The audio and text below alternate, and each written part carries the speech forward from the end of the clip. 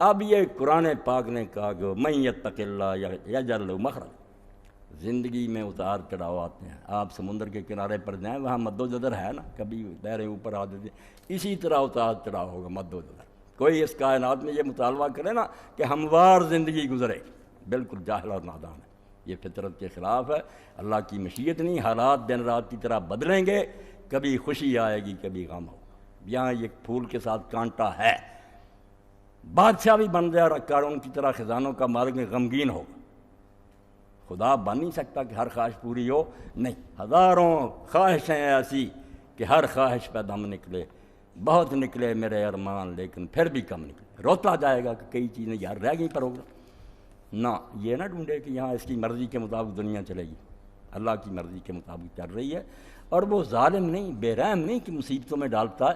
مصیبتیں آپ جانیں یقیناً وہی کام کرتی ہیں جو یہ سونا کو پگھلاتے ہیں، جس کوٹھاری میں وہ کرتی. کھوٹ الگ کرتی ہے، خالص سونا الگ کرتی ہے. وہ ظلم نہیں کرتی، جلا کر کھوٹ کو الگ کرتی ہے. مصیبتیں نہ آئیں، انسان کی کمزوریاں دور ہی نہیں ہو سکتی. اس میں جو تکبر ہے، بدماش بنا ہوا ہے، خلق خدا سے ظلم کرتا، صرف مصیبتیں اس کا سر جھکاتی ہیں. کہ کوئی ہے سپر پاور، اب کہاں ہے تمہارا اقتدار؟ وہ تمہاری سپاہ کہاں ہے تمہاری حفاظت کرنے والی؟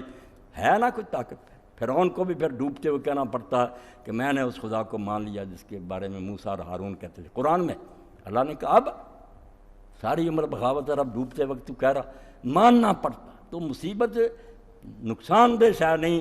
یقین جانے جیسے حضرت مجدد ثانی رحمۃ اللہ علیہ جب نظر بند کر دیے گئے اور جہانگیر نے 10 سال انہیں قید رکھا.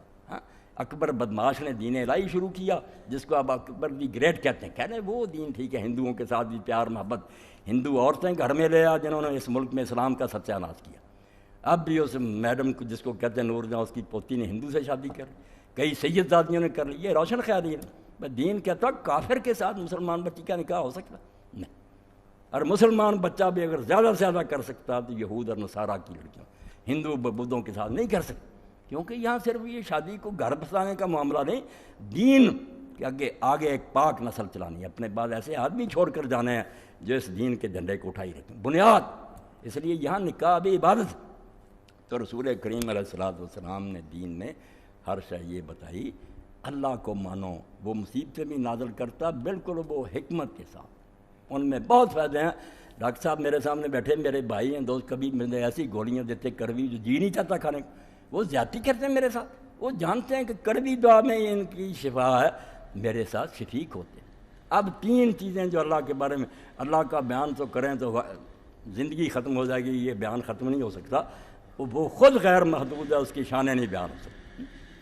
سادی خود کہتے ہیں کہ مدت تمام گشت و اب پایاں رسید عمر، وقت ختم ہو گیا، عمر بھی اخیر کو آ گئی. ماں ہم چنا در اول وصفے تماندار، ہم ابھی تیری تعریف کی عربے میں بیان نہیں ہو سکتی. سمندروں کی سیاہی نہیں بیان کرے. آج تک علم میں یہ نہیں سمجھ سکا کہ کائنات کتنی وسیع. جیسے جیسے دوربینیں طاقتور ایجاد ہوتی جاتی معلوم ہوتا جو جہان ہم سمجھے بیٹھے تھے اس سے آگے کروڑوں جہان ہیں. یہ زمین ان کے مقابلے ذرہ بھی نہیں، سورج بھی ان کے مقابلے میں کچھ نہیں. سنبھالے بیٹھا، چل رہے ہیں، جہان چل رہا. تو ایسا خدا، اس کی تعریف ختم ہو سکتی. مگر 3 چیزیں ایسی ہیں جو سمجھ لے تو آپ خوشی میں ہوں یا غم میں ہوں. یہ ڈپریشن جس کا شکار ہیں، لوگ مر رہے ہیں، یہ کہیں گے تدبیروں سے یہ حل ہو جائے، ساری دنیا مل کر کانفرنسیں کر لے اور حکومتیں اسکیمیں بنا دیں. نہیں، یہ اللہ نے کانٹا رکھا ہوا کہ مخلوق کو احساس رہے کہ ہم اس کے غلام ہیں. مصیبت نہیں ختم ہوئی، کسی نہ کسی رنگ میں آئی. جیسے جیسے یہ دوائیاں زیادہ ایجاد ہوئی، بیماریاں بڑھ گئی. ایسی بیماریاں جن کا نام ہی نہیں کسی نے سنا تھا اور علاج ہی نہیں ہو رہا. ڈاکٹر صاحب آندھی کہتے یہ عربے بس ہو گئے، ہم اب اللہ سے دعا کرو. تو اللہ نے جو باتیں کہی ہیں ان میں سے 3 باتیں جو آج کی بات سے متعلق ہیں ذہن میں رکھیں. آپ شفا پا جائیں گے ڈپریشن سے. آپ وہ سدا بہار پھر گلاب ہو جائیں گے کہ کبھی نہیں کملائیں گے. پہاڑ بھی گریں گے نا، آپ کا دل ہنستا خوش ہوں گے. بلکہ وہ مجدد صاحب کی بات میں کر رہا تھا، اکبر تو مر گیا اسی کا، مگر جہانگیر اسی راستے پر رہا. دربار میں سجدہ، ہندوؤں کو ساری اجازت، مسلمانوں پر قیامت آئی، کوئی بول نہیں رہا تھا. ایسا زمانہ آ جاتا نا کہ حکمران کسی کو چوں نہیں کریں.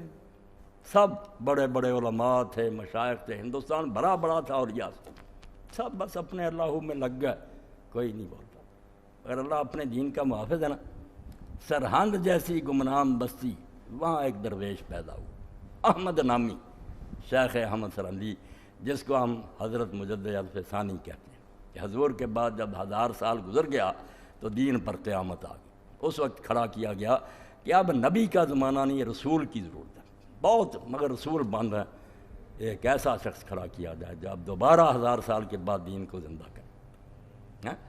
اللہ نے اس کو ہمت دی، توفیق دی۔ وہ مغلیہ سلطنت جو کلکتہ سے پشاور تک بلکہ کابل تک تھی، کون اس کا مقابلہ کر سکتا؟ اللہ کے بندے نے جو خطوط لکھے وہ چھپے ہوئے نا، بڑے بڑے رسالے ہی ہیں، مکاتیب مجدد الثانی رحمۃ اللہ علیہ، مکتوبات، گورنروں کے نام، جنرلوں کے نام، ان کی غیرت کو بیدار کیا کہ مسلمانوں نے جان دے کر یہ ملک اس لیے حاصل کیا تھا کہ ہندو راج کرے، مسلمانوں پر قیامت آئی ہوئی اور یہ دربار کے وزیر بنے بیٹھے، لوگ چونک اٹھے، ٹھیک نے ان کے اندر غیرت پیدا کی۔ اب ان کو جو بند کر دیا تھا لوگوں نے، جاسوسوں نے بتایا کہ ایک فقیر ہے جو لوگوں کو باغی بنا رہا، قید کر رہا، اپنے ساتھ جہاں لشکر اس کا جاتا ساتھ قید ان کو لیے پھرتا۔ 11 سال گزرے بے حضرت مجدد الف ثانی کے قید کاٹ، پھر گوالیار کے قلعہ میں نظر بند کر دیا، اپنی طرف سے یہی کہ بس ختم کر دیا، کوئی نہیں دین کا کام یہاں کر سکتا، مگر وہ لگے رہے۔ اب اس زمانے کے جو خط ہیں، بات لمبی ہو جاتی ہے، یہی مضمون آپ نے اپنے بیٹوں کو، گھر والوں کو، ساتھیوں کو جو خط لکھے وہ پڑھنے کے قابل ہیں۔ اللہ پر ایمان تھا نا، آپ نے فرمایا بچوں پوری زندگی مجھے دین کی باتوں میں وہ لطف نہیں آیا، نہ نمازوں میں، نہ روزوں میں، نہ قرآن پڑھنے میں، جو اس قید میں مجھے نصیب ہوا، ان مصیبتوں میں جو لذت آئی وہ نہیں ہے۔ یہ کڑوی دعا سے جو شفا ہوئی وہ میٹھی گولیوں سے نہیں، دل سے لکھی۔ اور پھر آپ دیکھتے ہیں نا، اپنے بیٹے کو لے کر یہ نالائق جو جاوید اقبال مجدد صاحب کی قبر پر گیا علامہ اقبال، اور وہاں جو نظم لکھی ہے اس میں یہی کہا، حاضر ہوا میں شیخ مجدد کی لحد پر، وہ خاک جو ہے زیر زمین مطلع انوار، کہتا مٹی کی قبر نہ سمجھو، وہ زمین پر آسمان کے سورج کی طرح ایک روشن منار ہے۔ اس کی تاریخ بتاتی ہے کہ اللہ کے بندے جب کھڑے ہو جاتے ہیں پھر اللہ آپ ان کے ساتھ ہوتا۔ گردن نہ جھکی جس کی جہانگیر کے آگے، ہے جس کے نفس گرم سے گرمی ہے حرام۔ جب پکڑ کر منگوایا دربار میں جاسوسوں کے بتانے پر، پیشی ہوئی آپ نے سجدہ نہیں کیا السلام علیکم کا۔ اب وہاں تو یہ جرم تھا کہ بادشاہ کو السلام علیکم کا سجدے میں پڑھتے تھے، علماء تک نے کتاب میں لکھ دی کہ سجدہ تعظیمی جائز۔ اس نے کہا آپ نے سجدہ نہیں کیا، فرمایا جو گردن خدا کے سامنے جھکتی ہے وہ جہانگیر کے آگے نہیں جھکتی۔ سزا ملی پھر، مگر آخر میں یہ ہوا کہ جو گورنر تھا، جو جرنیل تھا، ان سب نے آنکھیں دکھا دی، انہوں نے کہا جہانگیر معافی مانگ، جج صاحب کو رہا کر، اور جو ان کا کہنا اس کے مطابق کر، ورنہ اینٹ سے اینٹ بجا دیں گے، کابل سے لے کر کلکتہ تک۔ فقیر کی تحریک، اخلاص سے، کوئی لالچ نہیں، کوئی کرسی نہیں، دین کا غم تھا۔ وہی جہانگیر معافی کے لیے گیا، آپ کو آزاد کیا، اپنے بچے شاہ جہاں کو مرید بنوایا حضرت کا، اور جو حکم دیا ساری سلطنت نے اس کو جاری کیا۔ اور یہ رخ بدلنے کا نتیجہ یہ ہو کہ جہانگیر کا پوتا ہی دین کو زندہ کرنے والا محی الدین اورنگزیب عالمگیر پیدا ہوا، جس نے وہ کام کیا جو عام عالم بھی نہیں کر سکتا۔ اللہ پاک فرماتا ہے من یتق اللہ یجعل لہ مخرج۔ آپ نے پھر تفسیروں سے پڑھنا، میں اشارہ کر کہتا جو اللہ کہتا جو مجھ سے ڈریں گے، میرا حکم مانیں گے اور گناہوں سے بچیں گے، وہ سمجھتے ہیں مصیبتوں میں پڑے رہیں گے، بھوکے مریں گے، معاشی تنگیاں آئیں گی۔ بالکل غلط بات ہے، یہ تنگیاں نیکوں کو بھی آئیں گی، وہ الگ بات ہے، وہ اللہ تعالیٰ کی مرضی ہے، مگر مومن کے لیے یہ چیزیں کوئی بری چیز نہیں، بہت اعلیٰ ہے۔ 3 چیزیں سہارا دیتی ہیں۔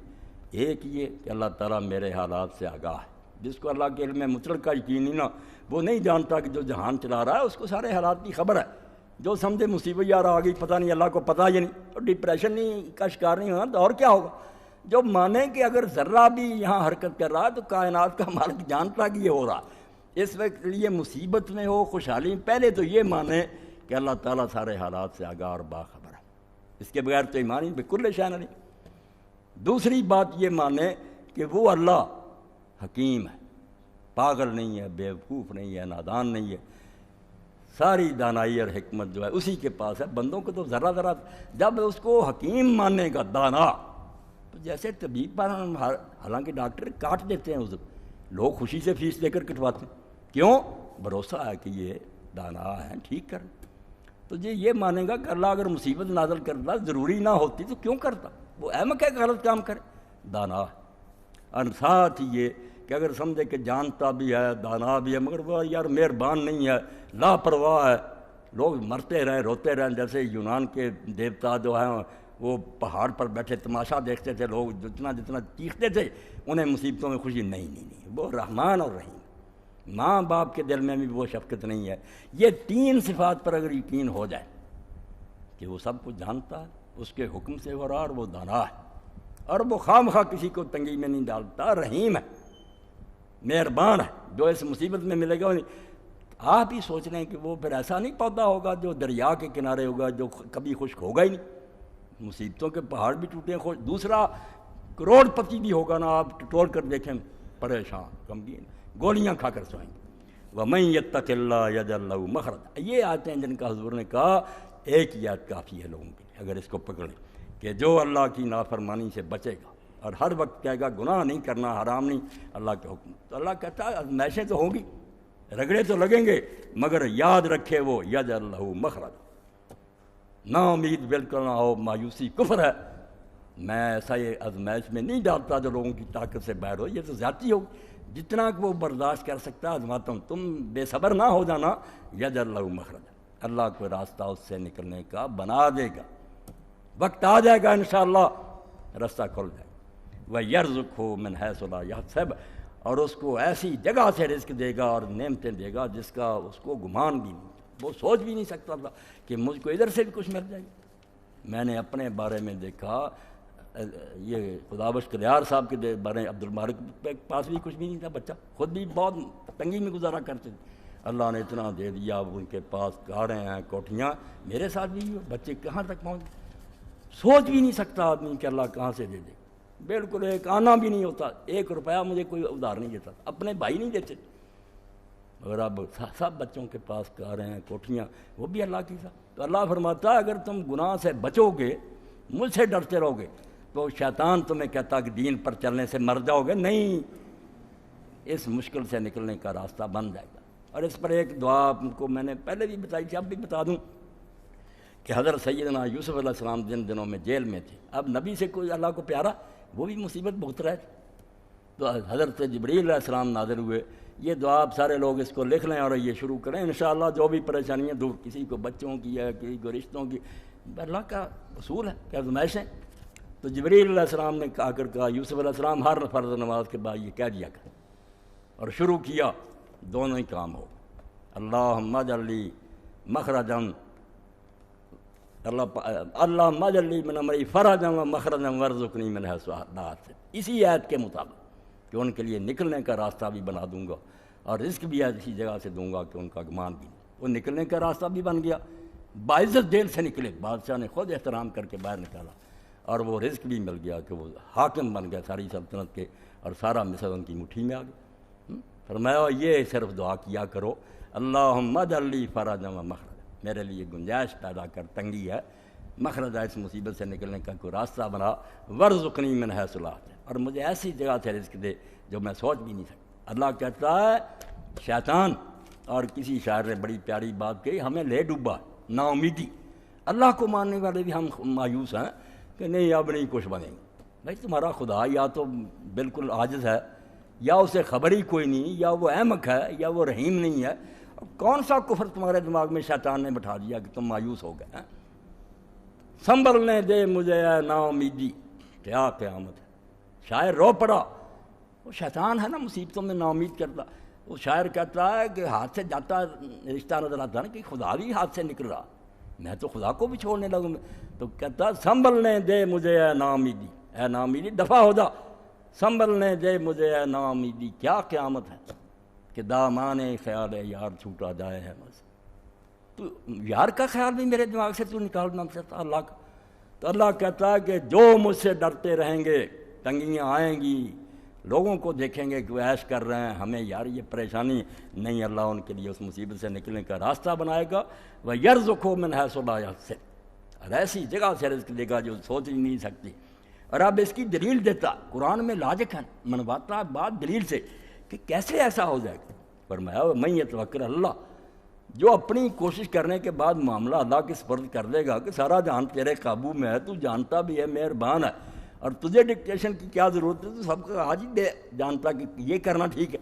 وَمَن يَتَوَکَّلْ عَلَى اللَّهِ، جو اپنے معاملات اللہ کے سپرد کر دیں گے فَهُوَ حَسْبُهُ، کبھی بھی یہ شکایت نہیں ہوگی کہ اللہ نے تو کچھ بھی نہ بنایا، وہ اس کے لیے پھر کافی ہے۔ تو ذرا صبر کر اور اس کا دامن مضبوط سے پاک، وہ کافی ہے تیرے لیے۔ سب دشمن پھونک مار کے اڑا دے گا، سارے مقدمے ختم ہو جائیں گے، جھوٹے منہ کی کھائیں گے، وہ کافی ہے۔ ان اللہ بالغ امرہ، اور اب یہ بھی سوال تھا کہ کیسے کافی؟ یقین ہو بھی طاقت ہے، کچھ کر سکے گا، اگر وہ خود ہی کمزور ہے کیا بنائے گا میرا؟ اس کے ساتھ فکرہ جوڑ دیا، جس لیے میں کہتا ہوں کوئی کتاب اس کا مقابلہ نہیں کر رہی، جتنی مرضی تقریریں کرے، اس طرح فکریں جوڑنا صرف خدا کا کام، موجزانہ۔ ان اللہ بالغ امرہ، جب اس کے سپرد کر دے گا نا کہ جو میرے بس میں تھا وہ میں نے کر دیا، اب تو میری بس ہے، تو اس لیے کافی ہے۔ ان اللہ بالغ امرہ، وہ جو کرنا چاہتا وہ کر لیتا ہے، سارا اختیار ہے اس کے پاس ہے، اس کی طاقت، اس کا حکم جو ہے وہ پورا ہو کر رہتا ہے، وہ کمزور ہے کہ کر نہیں سکتا، جو کرنا چاہتا وہ کر چھوڑتا۔ اور اسی موقع پر مفسرین نے واقعہ لکھا کہ حضرت عوف ابن مالک ایک صحابی تھے، سالم ان کا بیٹا تھا، کافر اس کو گرفتار کر کے لے گئے۔ اب ماں اور باپ دونوں کے دل کا ٹکڑا تھا، پہاڑ گر گیا مصیبت۔ تو حضرت عوف حضور کی خدمت میں آئے اور بتایا کہ رسول اللہ کافر پکڑ کر بیٹے کو لے گئے، خدا معلوم کس حال میں ہے، زندہ یا مردہ، میں اور اس کی ماں روتے رہتے۔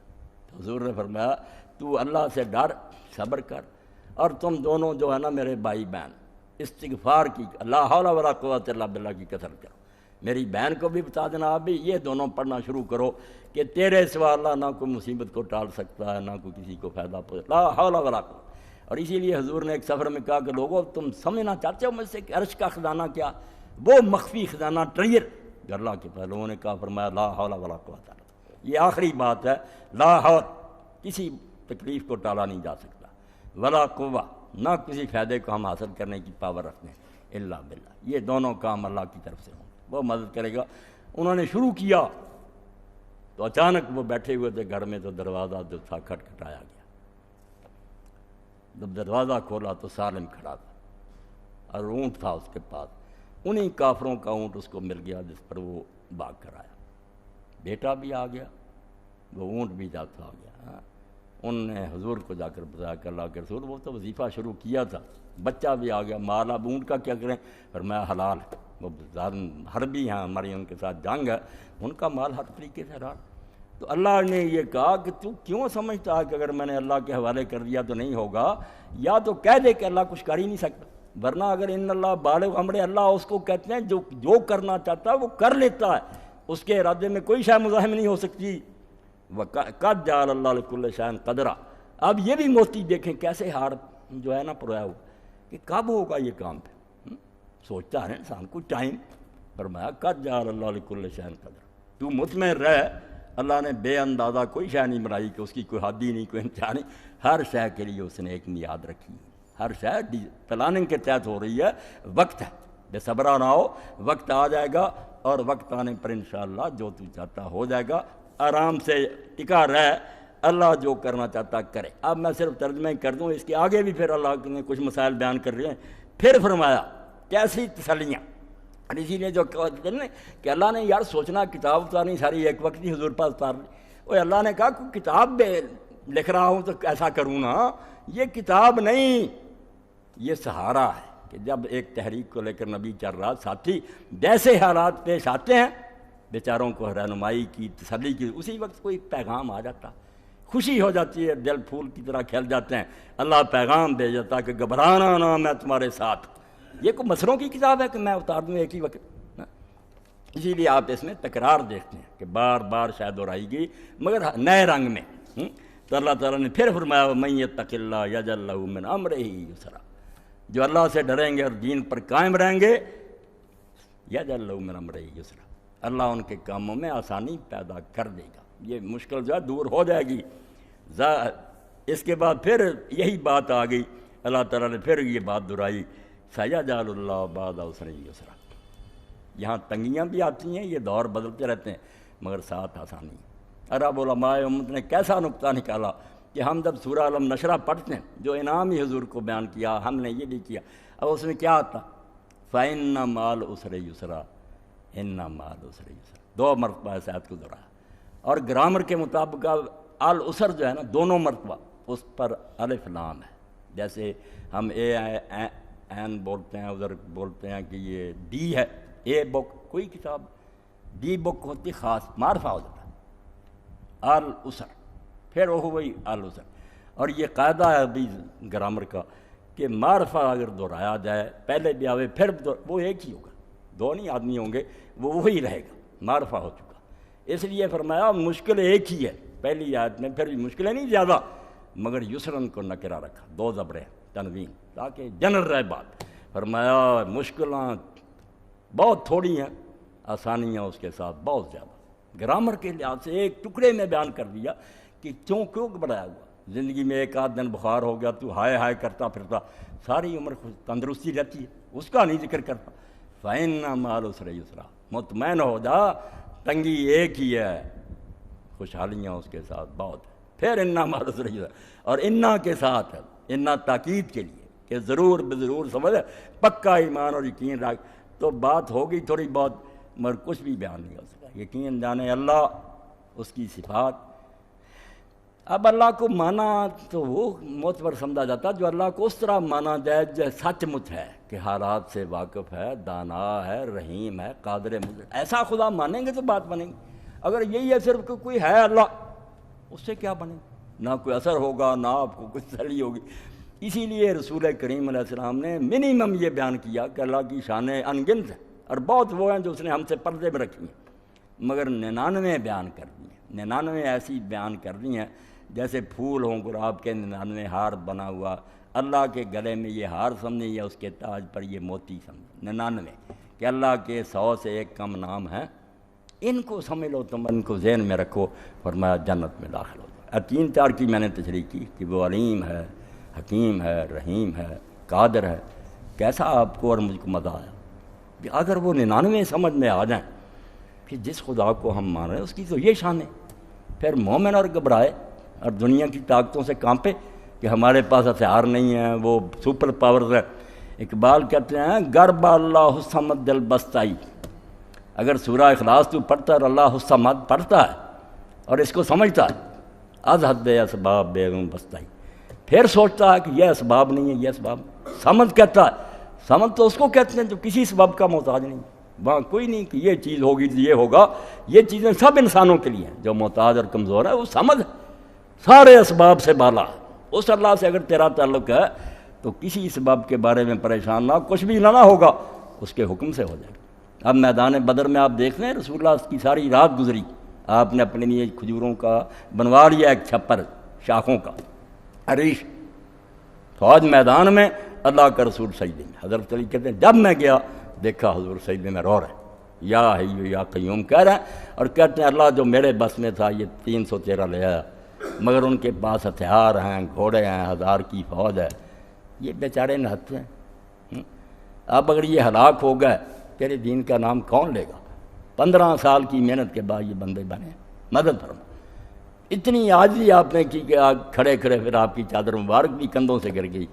حضرت ابوبکر کو رحم آیا، انہوں نے آپ کو پکڑا کہ اللہ کے رسول بس کریں، اب اللہ آپ کو تنہا نہیں چھوڑے گا۔ بس یہی وقت تھا کہ جبریل علیہ السلام نازل ہو، انہوں نے کہا سیہزم الجمع ویولون الدبر، یہ لشکر شکست کھا جائیں گے اور یہ لوگ بھاگ جائیں گے پیٹھ پھیر پر۔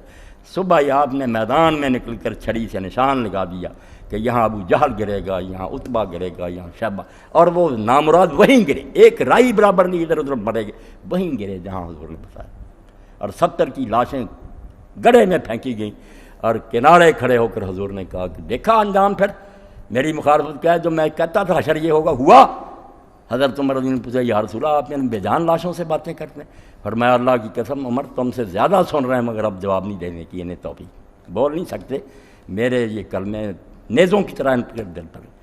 تو اس وقت پھر اللہ کے رسول نے ایک مٹھی لی نا، میدان سے ایک مٹھی لی ریت کی، شاہ تربوی کہہ کر پھینک، اور قرآن میں بیان آیا ہوا مار میں حیدر میں، جب وہ مٹھی پھینکی تھی تو نے پھینکی تھی، اس مٹھی سے کیا بننا تھا؟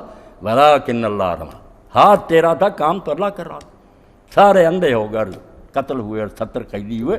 تو اللہ اقبال یہ کہتا کہ یا تو اللہ حصہ مد نہ مان کہ اللہ کو اسباب کی ضرورت نہیں، تو یا پھر یہ سوچیں چھوڑ دے کہ یہ ہوگا یہ ہوگا، یہ سارے شیطان کے ڈراوے ہیں، تو اللہ کا نام لے کر مجد الثانی کی طرح اٹھ کھڑا ہو، کام وہ خود ہی کرے۔ تو اللہ توفیق دے ہم اس کتاب کی قدر کریں، اس رسول کی قدر کریں، جس سے نہ اعلیٰ کتاب اللہ نے اتاری، نہ اس سے بڑا کوئی رسول آیا، نہ آئے گا۔